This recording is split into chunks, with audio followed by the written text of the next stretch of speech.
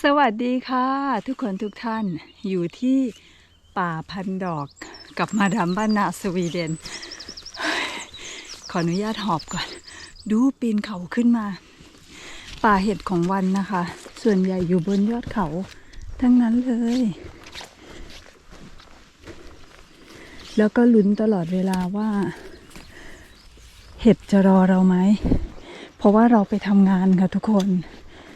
กว่าจะได้เข้าป่าเก็บเห็ดโอ้คนแถวนี้เขาจะเก็บกันหมดแล้วจ้า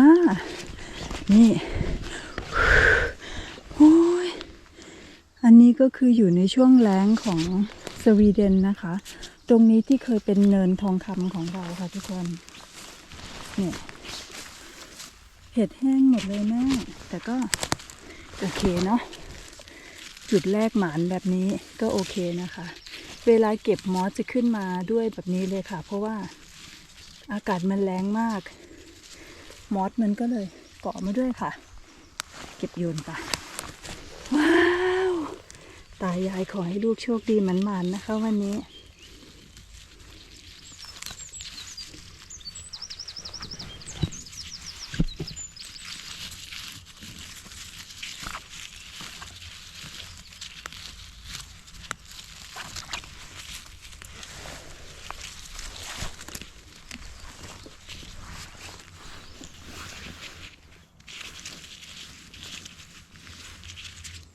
ป่าพันดอกเนี่ยเป็นป่าที่วันมากับน้องรจนาเมื่อต้นเดือนนะคะ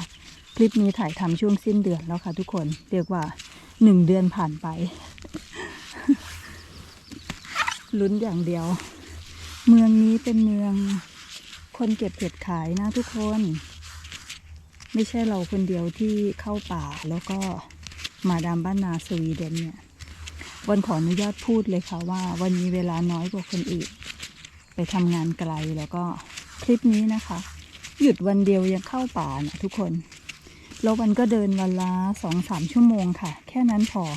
เวลาอยู่ในป่านะแป๊บเดียว1 ชั่วโมงทุกคนบางทีเดินไปยังไม่ทันถึงจุดเห็ดเลยค่ะ ส่วนวันนี้มาลุ้นกันนะหยุดวันเดียวด้วยนะทุกคนก่อนหยุดยาววันที่10-16วันพักร้อนของวันในเดือนสิงหาคมจ้าเข้ามาสักพักเจอรอยคนเก็บก่อนเราแล้วค่ะทุกคน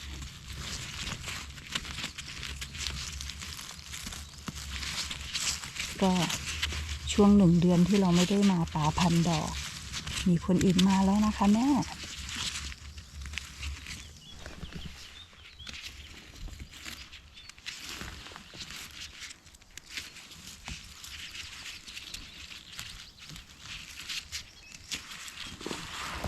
เห็ดแห้งมากอุ้ยบางดอกคือเป็นเห็ดแดดเดียวไปแล้วค่ะเราก็จะขึ้นไปถึงจุดพันดอกจุดที่2มีจุดพันดอกหลายจุดมากเลยนะคะทุกคน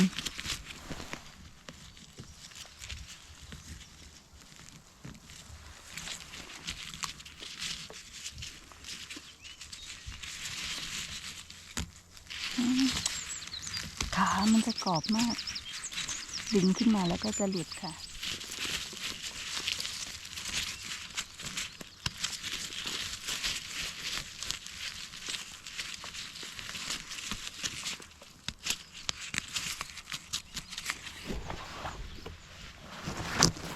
ตรงนี้เพิ่งเริ่มเกิดโอ้ยทุกคนกลุ่มนั้นสวยมากพัดไปดูใกล้ๆเก็บไกลก่อนนะ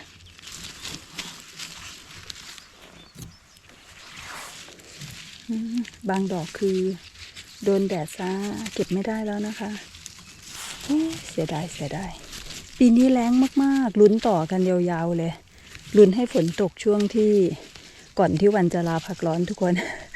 พอเราลาพักร้อนเนี่ยให้เห็ดโตเต็มที่นะช่วงนี้มีวันหยุดน้อยมากเป็นคนชอบเก็บเห็ดที่ทำงานไปด้วยก็ต้องคิดถึงตะป่าเห็ดค่ะกลุ่มนี้กี่ดอกออกเป็นชั้นสวยมาก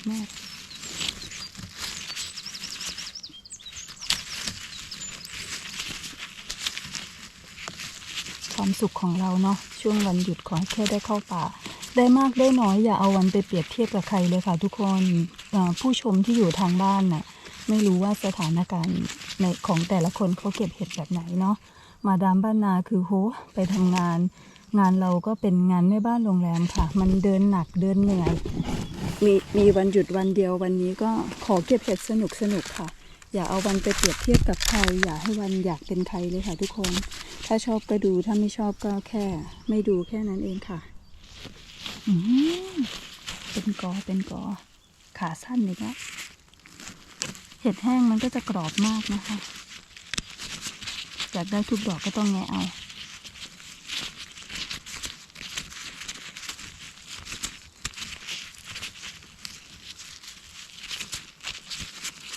ทุกคนจุดเห็ดพันดอกของเรานี่มีเหลืองให้ชมด้วยนะเฮ้ยแล้วก็มีแห้งตายไปด้วยค่ะนี่แห้งตายไปละเดี๋ยววันขอเก็บกองให้ทุกคนได้ชมนะคะนี่ค่ะทุกคนนวลแล้วก็ตรงนี้ที่ขึ้นเป็นเนินคือไม่รอดแดดนะคะทุกคนตายหมดเลยเนี่ยเนินทองคำของเราไม่รอดเลยเพราะว่าแดดมันแรงมากทุกคนจ๋าไปน่าจะมีคนมาก่อนเรารอบหนึ่งแล้วด้วยค่ะ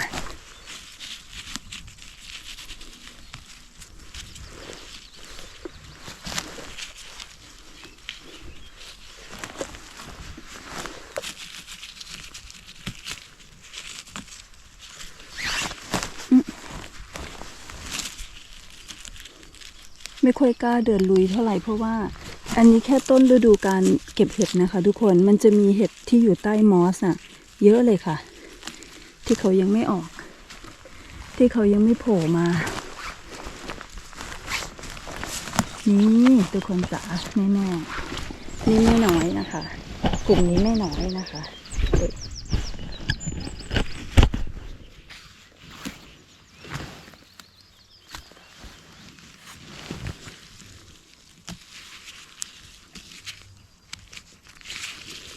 ดอกสวยด้วย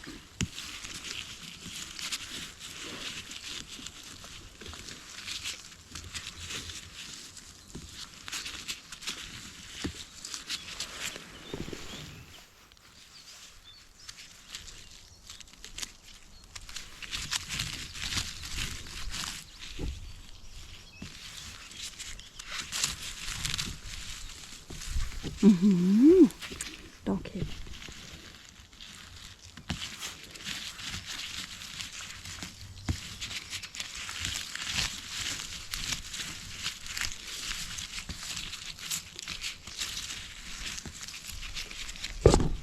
กลุ่มนี้ดอกสวยมาก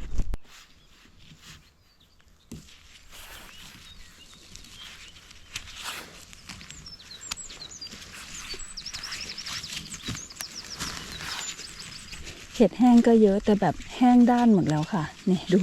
ดูความแห้งของเขาค่ะทุกคนแห้งแบบกินอุ้ยโอ้ยจับแรงหัวหลุดเลยแห้งแบบกินไม่อร่อยอะค่ะทุกคนจ๋าวันนี้เราก็มาเดินชิวๆนะทุกคนได้ก็ดีใจไม่ได้ก็ชิวอะชอบมารับพลังงานดีๆในป่าเห็ดค่ะ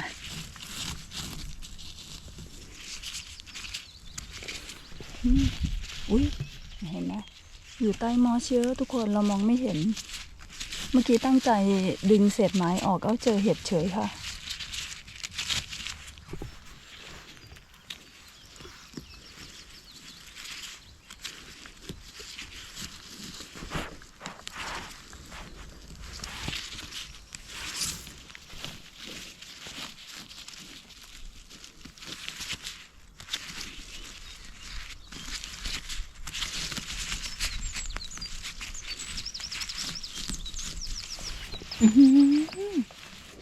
สีสวย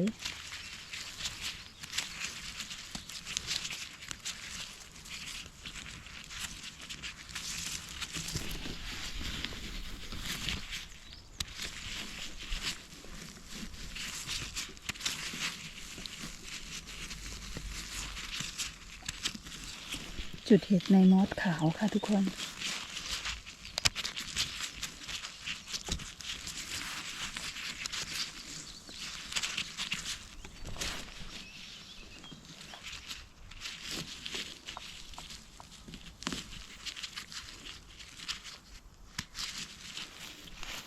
กลางแดดโอ้ยแห้งหมดเลยเป็นเห็ดแดดเดียว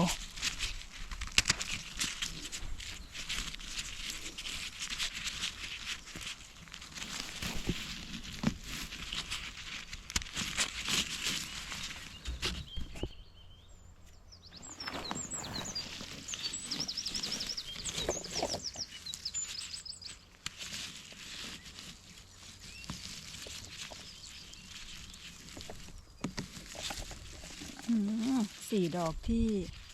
สวยขาใหญ่มากค่ะแม่หนูเจอแจ็คพอตแล้วค่ะนี่ปลาที่คนเก็บเยอะแยะไหลเป็นทางน้ำเลยนี่แหละบางป่าตายายสิ่งศักดิ์สิทธิ์ค่ะปิดป่ารอลูกค่ะแม่ๆดูนะคะเดี๋ยววันพาลุงไปเก็บข้างล่างนะแต่จุดนี้คือสวยมากสวยมาก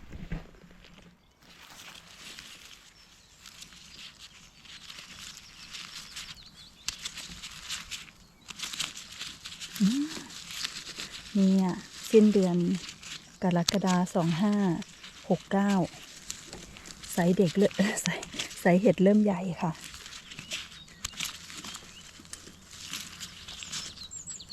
ป่าเนี้ยป่าพันดอกเรามาเก็บหลายรอบนะคะเดี๋ยวเรามาเก็บเห็ดมันปูด้วยเดี๋ยวเรามาเก็บเห็ดทัดค่ะเห็ดดำนะคะแล้วก็เดี๋ยวเรามาเก็บเห็ดพึ่งหวานด้วยค่ะหาที่ตั้งกล้องไม่เจอมีแต่หินทุกคนโอ้ยจึกๆหน่อยนะคะแม่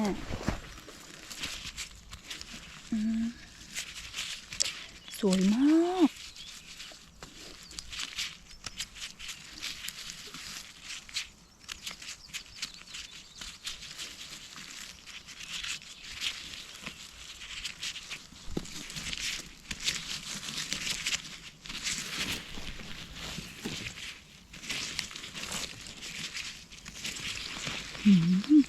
ดอกสีสดสวยมากๆเลยค่ะสวยจริงๆ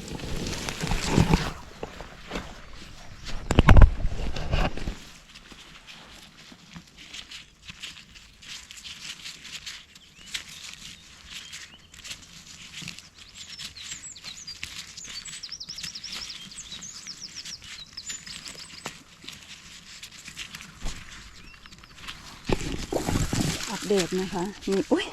แม่เดี๋ยวนะกำลังจะอัปเดตโอ้ทุกคนสวยมากด้วยเกือบมองไม่เห็นค่ะนี่พอด2 ดอกคือสวยเป็นดอกไม้เลยอัปเดตตะกร้าเห็ดจ้าเกือบกิโลแล้วนะคะสวยมาก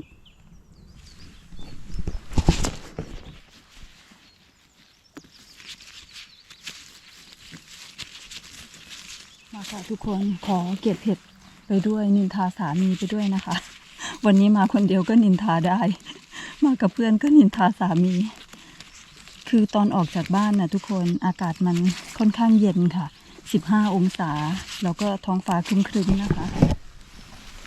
คุณสามีก็บอกว่าเธอมันหนาวนะแล้วก็ลมด้วยค่ะทุกคนคือที่เขาบอกโอ้ยดอกหลุดเลยคือเขาจะบอกว่าให้เราแต่งตัวใ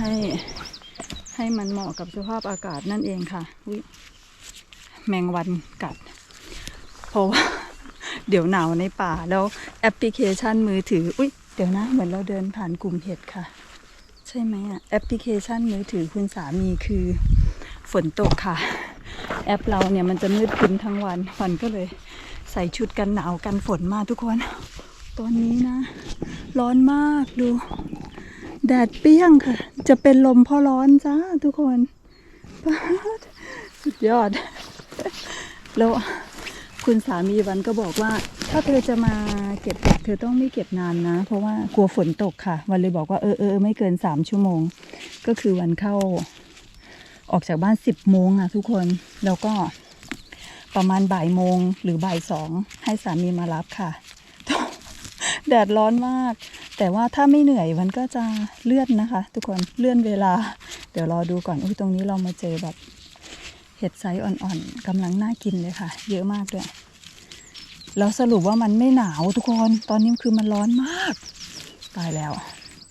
เดี๋ยววันต้องขอถอดเสื้อแดงออกก่อนนะคะทุกคนจ้าโอ้วันจะเป็นลมค่ะโอ้เห็ดก็กรอบวันนี้ก็เหมือนเราจะหมานนะทุกคน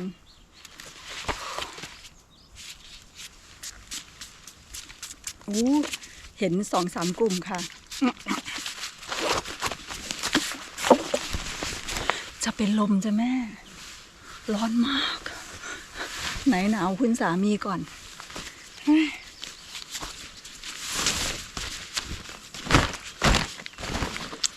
ขอเติมน้ำเติมกาแฟด้วยเลยนะคะเติมกาแฟก่อน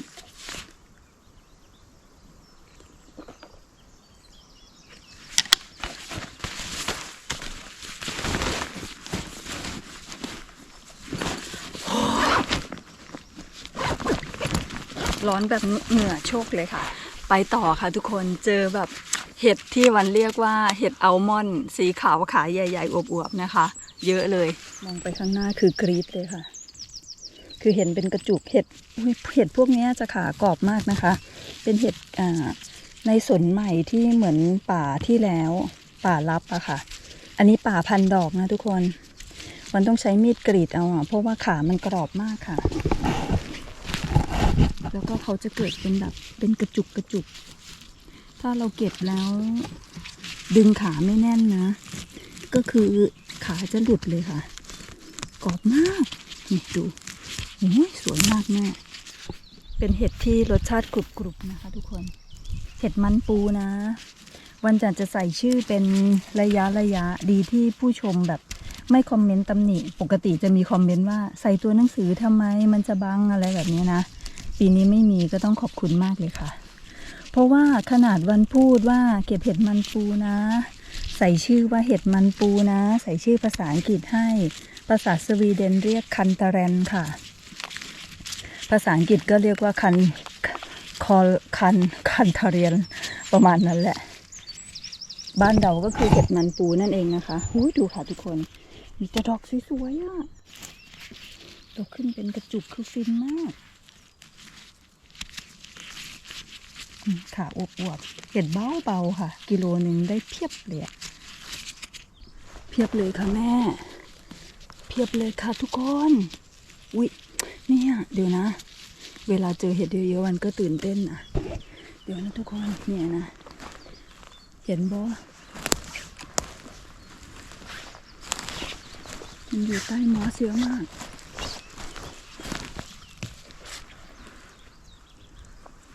แล้วก็โดนแดดไปด้วยนะวันก็เก็บค่ะอันไหนแห้งเดี๋ยววันไปผัดกะเพราค่ะทุกคน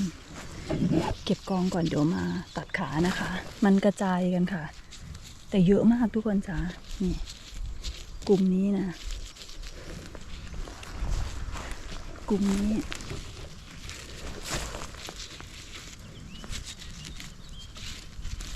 นี่แหละป่าพันดอกของจริงค่ะแต่ละกลุ่มจะขึ้นแบบนี้เลยนะทุกคน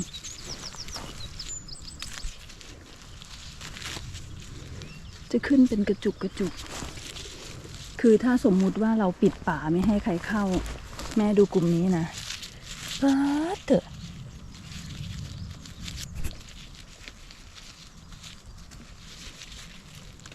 โหถ้าเราปิดป่าไม่ให้ใครเข้าเราเก็บคนเดียว เราจะเห็นแบบเหลืองเต็มเลยค่ะทุกคนน้องๆที่เขาอยู่เมืองอื่นที่ไม่ใช่เขตแวมแลนด์เนี่ยที่เขาเก็บแบบเป็นกองได้เยอะๆทุกคนกลุ่มเยอะๆเพราะว่าเมืองที่เขาอยู่เนี่ยมันไม่มีโรงงานรับซื้อเห็ดนะคะทุกคนเรียกว่ามันจะเหลือให้เราได้เก็บแหละถ้ามีโรงงานแบบที่บ้านวันมีเนี่ยนะคือฝรั่งก็เก็บขายคนไทยก็เก็บขายเพียงแต่บางคนก็จะบอกว่าคนก็คงเก็บไม่เยอะเพราะว่ามันยังมีเห็ดเยอะให้เก็บอยู่เลยคือป่ามันเยอะค่ะแล้วก็ไม่ค่อยเดินซ้ำกันค่ะทุกคนในหนึ่งป่าเรียกว่าไม่ค่อยแย่งกันค่ะโอ้ยเก็บได้ไหมเนี่ยบางดอกมันแห้งไปแล้วเพราะฉะนั้นมันก็เลยเป็นแบบนี้ทุกคนจ้ะแต่ถามว่า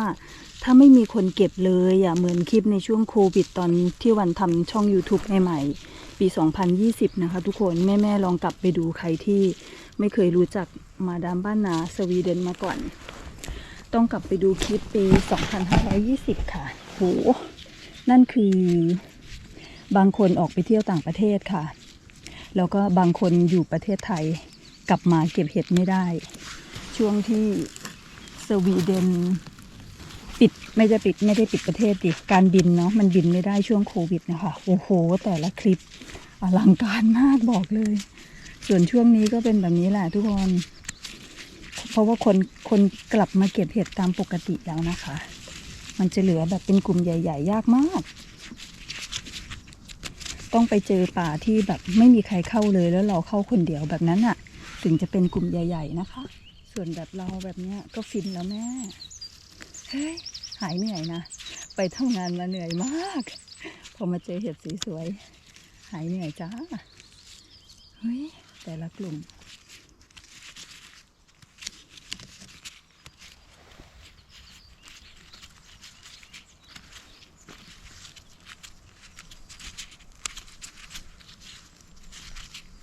1 ชั่วโมงไปแล้วค่ะเดินเข้ามาแป๊บเดียวออกจากบ้าน10 โมงอันนี้11 โมงแล้วนะคะถ้าเป็นไปตามเป้าหมายก็คือบ่ายโมงมันก็กลับบ้านแล้วค่ะคนอื่นเนี่ยเขากลับบ้าน5-6 โมงเย็น มาทำบ้านหน้าสวีเดนมีแรงแค่นี้จ้าแม่เดี๋ยววันหยุดก่อนค่อยไปยาวๆนะคะ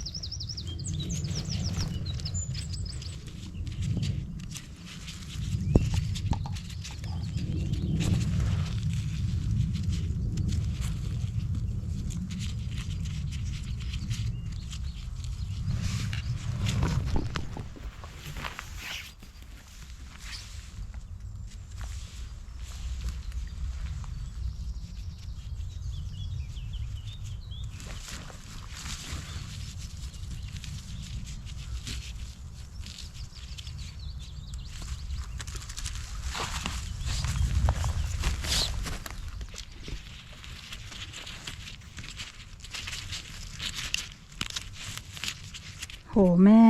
หนูเจอแล้วค่ะกลุ่มใหญ่ๆนะนี่2 กลุ่มพาเดินดูก่อนว้าว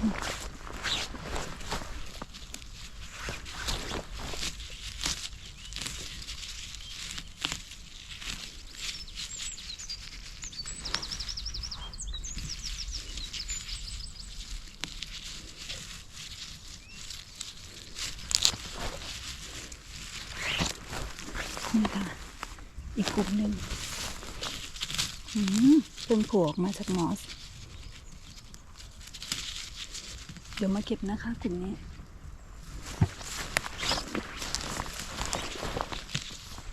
อุ้ยทุกคน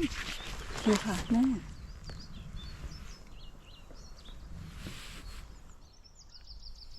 กำลังยืนดู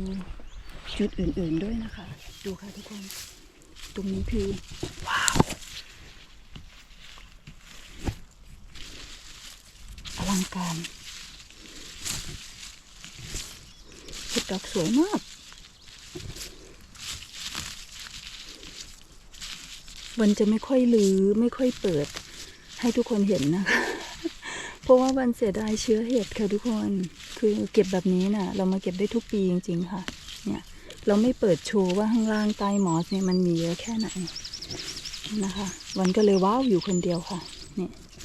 เฮ้ยตะกร้าเห็ดอยู่นู่นนะกลุ่มแรกมี3 กลุ่มใหญ่ๆอันนี้กลุ่มที่3ทุกคนเดี๋ยวเรามาตัดขาค่ะ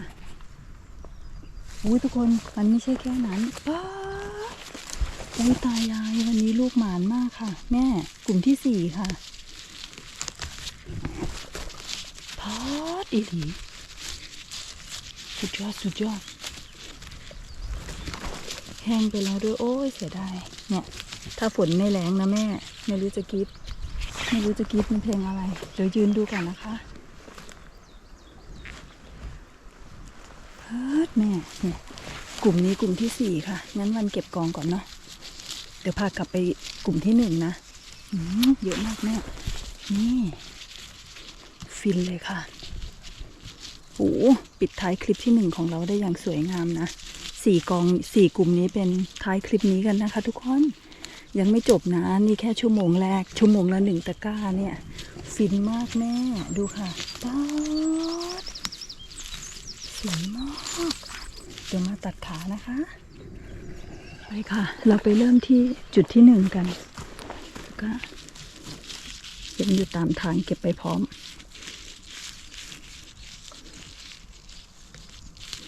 โอ้แม่จ๋าคลิปนี้หนูหมานแบบนี้เรียกว่าหมานมากเลยค่ะนี่จุดที่1ของเราจ้า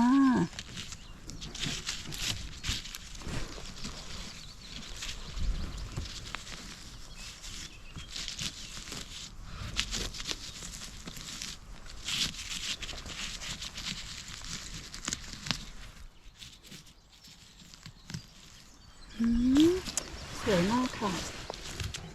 นี่ขอเปิดให้ชมเปิด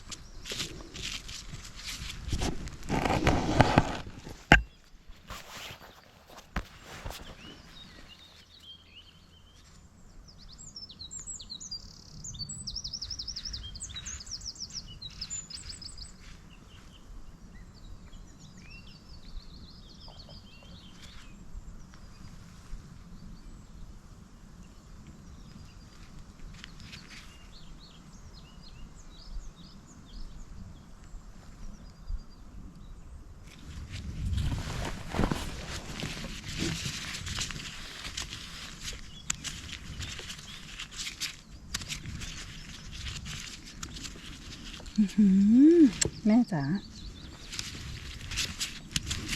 ปิดท้ายคลิปได้อย่างสวยงามมากโอ้ยฟินมาก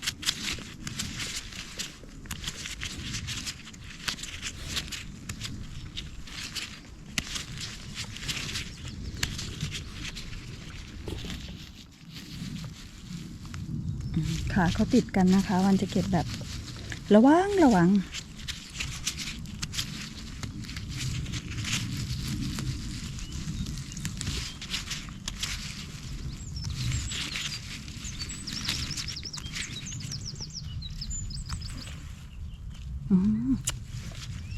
แล้วก็กรอบด้วย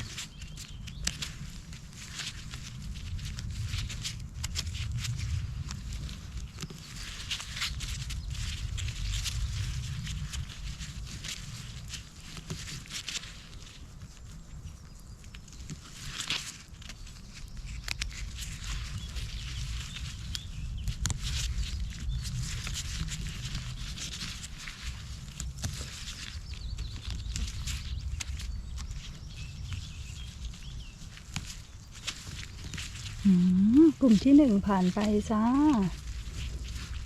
เดี๋ยวต้องขออนุญาตปิดเชื้อเห็ดไว้ก่อนไปต่อกันค่ะโอ้ยทุกคนอยู่ในซอกนี้สวยมากกลุ่มที่2ค่ะทุกคน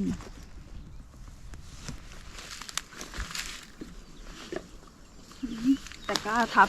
เห็ดเละเลย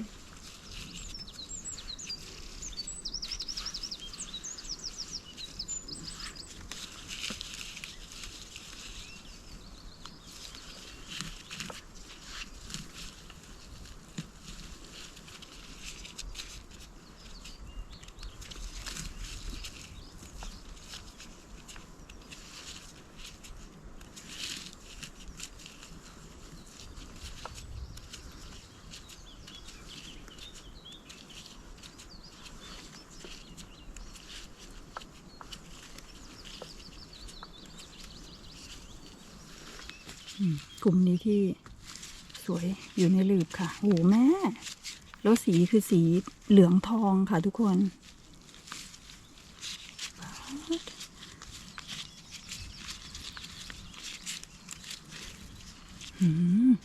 ทีแรกก็ไม่เห็นนะคะกลุ่มนี้กลุ่มที่2นะคะทุกคนมี4 กลุ่มใหญ่ๆค่ะชมให้จบคลิปนี้นะ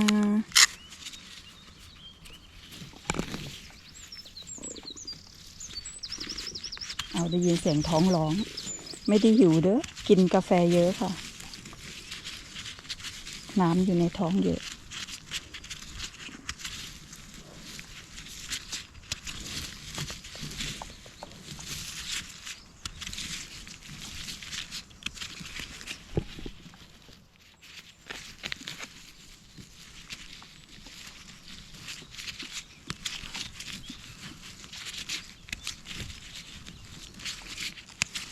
สีสวยจริงๆนะคะตรงนี้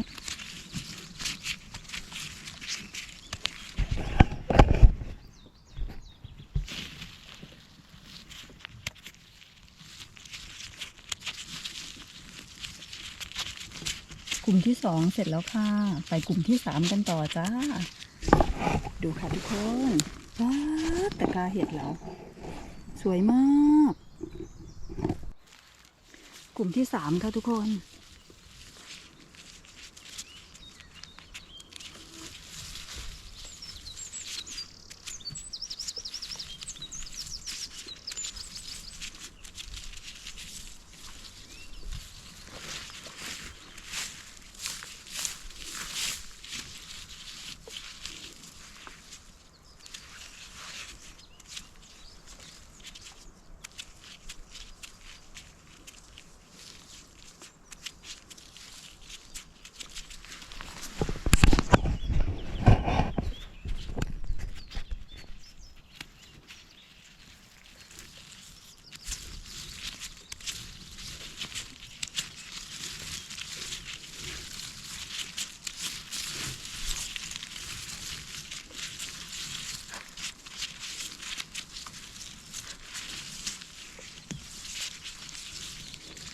สะใจมากป่าพันดอกของเรา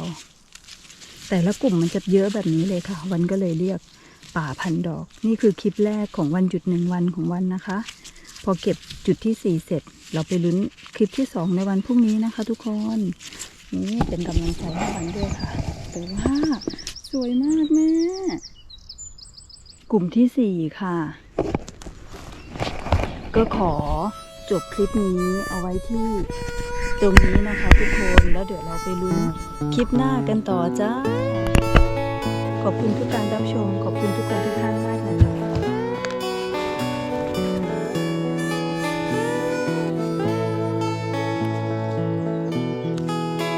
ออกจากบ้านเข้าป่า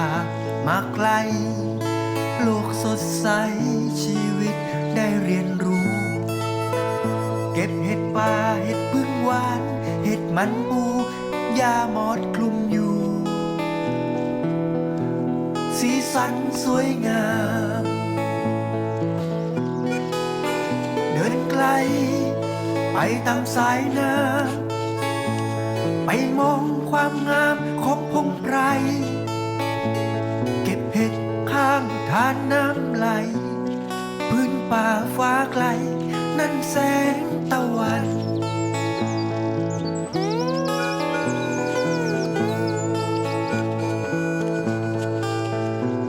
มาเป็นมาดามบ้านนาแห่งพื้นป่าสวีเดนเป็นดังแดดสายลมเย็นร่าเริงชัดเจนดังทานตะวันเริงร่าชัดเจนเช่นทานตะวัน